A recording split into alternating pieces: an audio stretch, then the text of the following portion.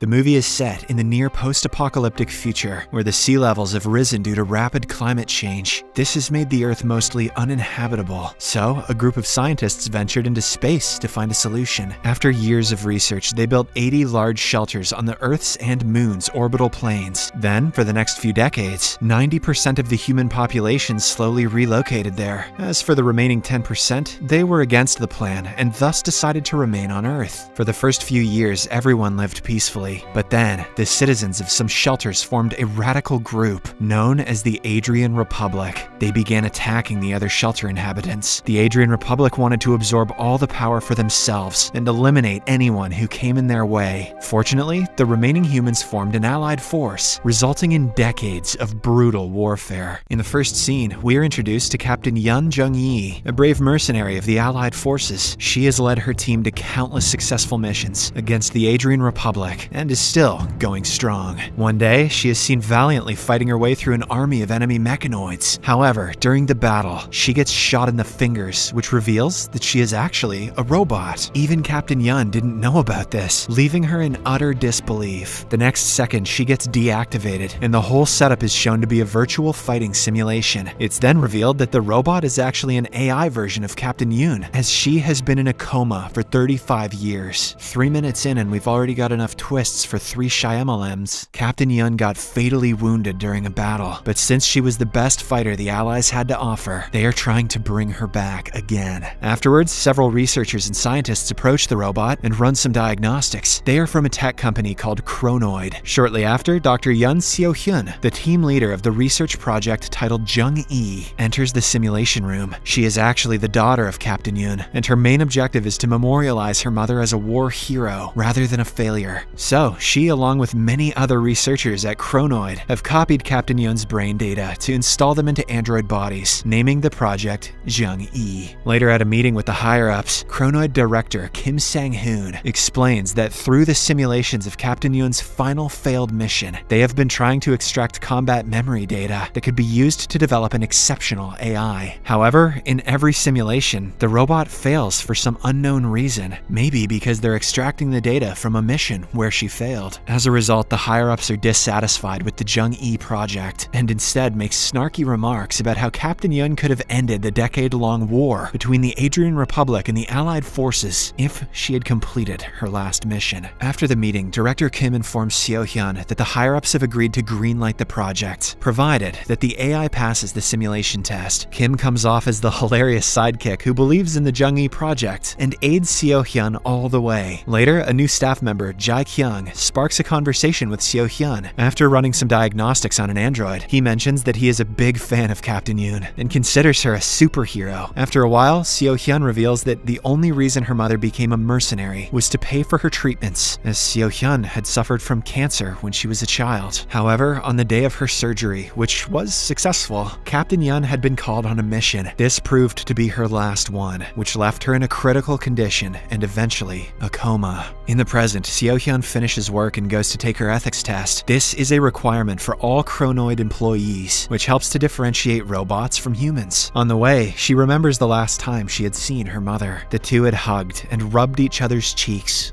right before Seo-hyun's surgery. Afterwards, she goes to her doctor for a normal body checkup. When the x-ray scans are out, unfortunately, it is revealed that Seo-hyun's childhood cancer has returned, and now she only has 3 months left to live. The doctor informs her that her best course of action will be to copy and transfer her brain data to a prosthetic body. He then proceeds to explain the different categories of the bodies, starting with an expensive Type A prosthetic body, which will grant her equal human rights by the government. He also explains that if she chooses to opt for the less expensive Type B, the government will be allowed to access her brain's data, and that some fundamental human rights like marriage, freedom of movement, and adoption will be prohibited. The last option being Type C, which the government will provide for free. However, certain companies will be permitted to exploit her brain data and can make clones out of it. In other words, Type C is basically signing up for TikTok. After their session, Seo-hyun asks to see her mother, and it turns out that the doctor is also an android. The scene then cuts to a flashback from when Seo-hyun is young. She recalls learning that her mother did survive the mission, but is now in critical condition. The Chronoid team visits Seo-hyun and her grandmother, where they manage to convince to pay for Seo-hyun's schooling and living expenses in exchange for turning Captain Yun's body to a Type C C, prosthetic body. Eventually, her grandmother agrees to the condition. The movie then cuts to the present, where Seo-hyun visits her mother and sees her all wrinkled and old, still in a coma. A few days later at Chronoid, the AI model number 18 is activated and is ready for the simulation. However, this time, Director Kim suggests that they do something different, so he orders the researchers to shoot the android in the leg. Once the simulation starts, the android has a difficult time fighting back and is overpowered by the enemy robots. But before they end the test, all of a sudden, a new area of the artificial brain, indicated by yellow strobes of light, is activated, and the Jung-E robot fights back with full force. The entire project members are thrilled with this breakthrough, especially Kim. So, the next day the team heads to the main Chronoid HQ to inform the company chairman of this advancement. Turns out all we had to do was piss him off, sir. However, once there, they are approached by the new product development manager, who informs them that the chairman is unavailable. Kim is enraged and is confused as to why a military-based company would need a product department. The manager, however, makes light of Kim's anger and laughs at him before leaving. After the disappointing attempt, the Jung-E team head back to the Chronoid lab, where the newly made brains are now ready to be simulated. There, a staff member informs Kim that the chairman is waiting in his office. As they enter, Kim is suddenly deactivated, and in a shocking turn of events, it is revealed that he is actually the first prototype created by the chairman himself. Meanwhile, Seo-hyun explains their amazing breakthrough to the chairman, but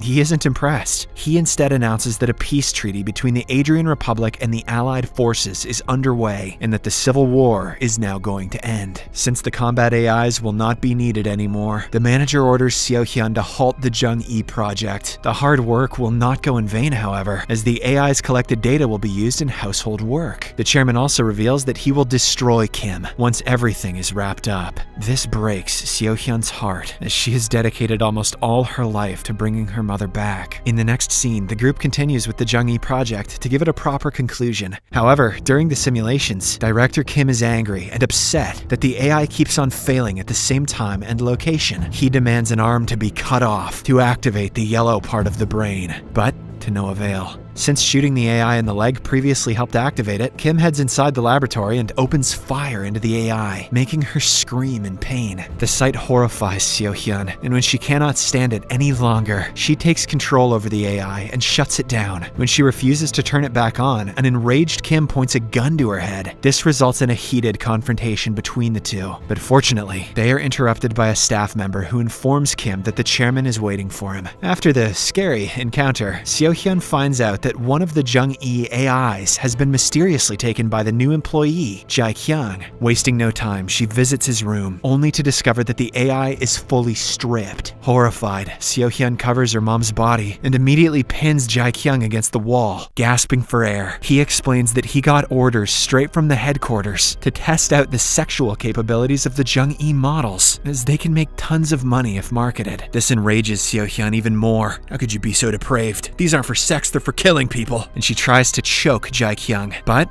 right then, she remembers that her mother's brain is type C, which can be used for any company and product, disheartening her. Later, Seo-hyun runs into Director Kim, who is also upset about the discontinuation of the Jung-E project. Before leaving, he informs her that the team is allowed one more simulation test. If they cannot come up with anything conclusive, all of their hard work and research will go down the drain. In the next scene, Seo-hyun goes into the AI lab and activates a Jung-E model that Kim had previously laid waste upon. She is critically wounded, and the best option would be to terminate her. The AI also accepts her fate, but before Seo-hyun deactivates it, the yellow part of the brain suddenly appears, and the AI shockingly inquires about her daughter. Then she shows human emotions and recalls seeing her daughter for the last time before going into battle. Hearing this, tears stream down Seo-hyun's face, and she informs the AI that her daughter's surgery was a success and that she is in remission for cancer. The AI is relieved, and she also remembers that Seo-hyun had given her a doll right before her surgery. Currently, she has lost the doll and is very upset about it. Seo-hyun puts two and two together and realizes that all the Jung-E AIs had failed in the simulation after spotting the doll near them, which distracted them from the battle. Later, Seo-hyun deactivates the robot and begins to cry profusely after talking to her mother in an emotional manner, which means that its brain cloning is almost perfect. So, the next day, before the simulation, Seo-hyun hooks the Jung-E AI up by herself. After everyone leaves the room, she finds out that the yellow part of the AI's brain is actually the memory of her daughter. This was the only reason she was failing the challenges in the simulation. Now that Seo-hyun knows about the cause, she deletes it permanently. Shortly after, the test begins, and everyone is upset as it is their last one. As expected, the AI gets shot at the same time and falls to the ground, failing the simulation test once again. After the test ends, Jae-kyung notices that this specific AI test result is quite odd, but Kim ignores him and leaves the room unhappy, followed by Seo-hyun. However, shortly after, Kim smells that something fishy is going on, and so he returns back into the lab to double-check the simulation. To his shock, it's revealed that the Jung-E model didn't get shot, but rather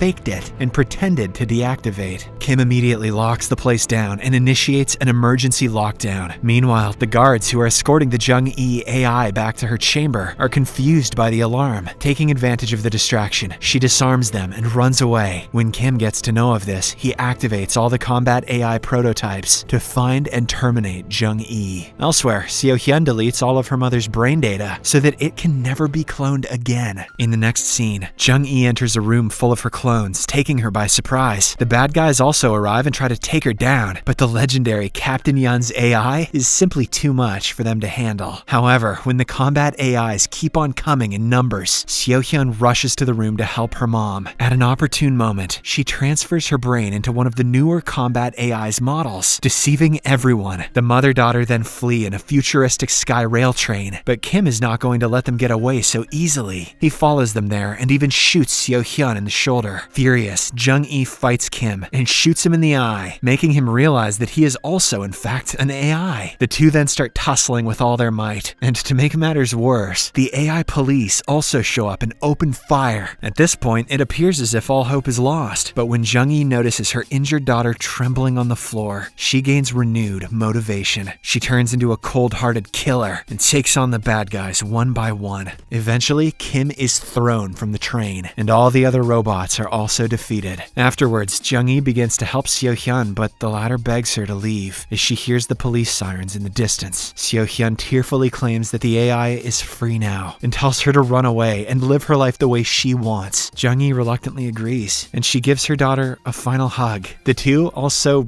rub their cheeks, just like they used to when Seo-hyun was a kid. It is then revealed that the AI has not forgotten about her real identity as Captain Yoon Jung-yi. Seo-hyun calls the AI Mother and wishes her luck before she escapes. The AI turns back and says, "Hey, beep boop beep." The movie then ends with Seo-hyun slowly succumbing to her injuries, while the AI gazes at a mountain range and embraces the view.